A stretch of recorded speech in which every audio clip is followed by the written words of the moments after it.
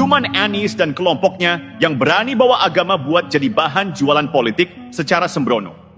Kali ini kita bahas yang lagi ramai, ceramah Anies Baswedan di Masjid UGM. Viral, jadi pergunjingan, dan tentu ada yang pro kontra. Tapi kalau kita bedah satu persatu, kita bakal lihat jelas bahwa ini bukan sekadar kritik politik biasa. Ini kritik yang pakai gaya politik identitas yang terlalu berlebihan. Mari kita urai satu persatu. Anies bicara soal 3 cara mematikan demokrasi. Pertama, mengubah aturan main. Katanya, ada perubahan aturan di pemilu 2024 yang bikin seseorang yang belum cukup umur bisa maju. Jelas ini menyindir putusan Mahkamah Konstitusi soal batas usia capres-cawapres. Oke, fair kalau mau kritik. Tapi coba kita pakai logika. Putusan MK itu bagian dari sistem hukum kita.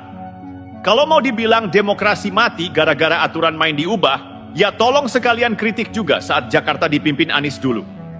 Ingat Formula E? Aturan main anggaran bisa diubah sesuka hati. Ingat bagaimana proyek itu jalan tanpa hasil nyata sampai sekarang?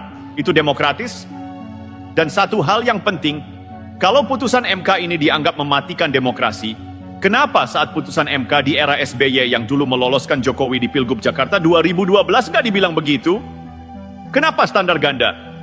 Demokrasi itu bukan demokrasi kalau hanya dipakai saat menguntungkan sendiri. Kedua, Anies bilang demokrasi dimatikan dengan cara menyingkirkan lawan politik. Katanya dia nggak bisa maju di Pilkada Jakarta 2024. Lah, emang aturan mana yang melarang Anies maju? Masalahnya bukan aturan, tapi nggak ada partai yang mau usung dia. Kenapa partai ogah dukung? Karena mereka tahu, Anies ini beban politik. Elektabilitas tinggi nggak cukup kalau rekam jejaknya nggak bisa meyakinkan. Partai politik bukan yayasan sosial. Mereka pasang calon yang bisa menang.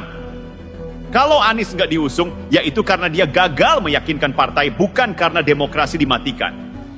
Ketiga, Anies bilang demokrasi dimatikan kalau wasit ikut jadi pemain. Ini jelas-jelas narasi basi yang nggak terbukti. KPU dan Bawaslu dikendalikan. Ayo, mana buktinya? Kalau memang ada kecurangan besar, kenapa Anies nggak bawa bukti ke Mahkamah Konstitusi? Kenapa di sidang sengketa Pilpres, timnya cuma bawa asumsi dan cerita, bukan bukti konkret? Demokrasi itu bicara data, bukan sekadar tuduhan tanpa dasar. Selain nyindir Jokowi, Anies juga menyinggung program makan siang bergizi, gratis Prabowo. Katanya pendidikan itu bukan cuma soal makan, tapi soal budaya membaca. Loh, emangnya ada yang bilang makan siang gratis itu pengganti pendidikan? Yang benar itu, pendidikan bagus butuh anak yang sehat dan nggak kelaparan. Mau baca buku segudang, kalau perut kosong, otak nggak bakal bisa nyerap ilmu. Dan lebih parahnya, Anies ini kan dulu Menteri Pendidikan. Ada nggak program dia yang benar-benar berdampak besar buat anak-anak sekolah? Sekarang malah nyindir orang yang mau bantu anak-anak lewat gizi yang lebih baik. Ini contoh klasik politik identitas. Bukan bahas substansi, tapi lebih ke membangun citra seolah-olah dia lebih pintar, lebih peduli, lebih benar. Padahal, kalau kita lihat rekam jejak, siapa yang sebenarnya lebih banyak berbuat? Yang paling mengkhawatirkan dari Anies adalah polanya yang selalu sama. Main politik identitas. Saat Pilkada 2017, dia pakai politik identitas.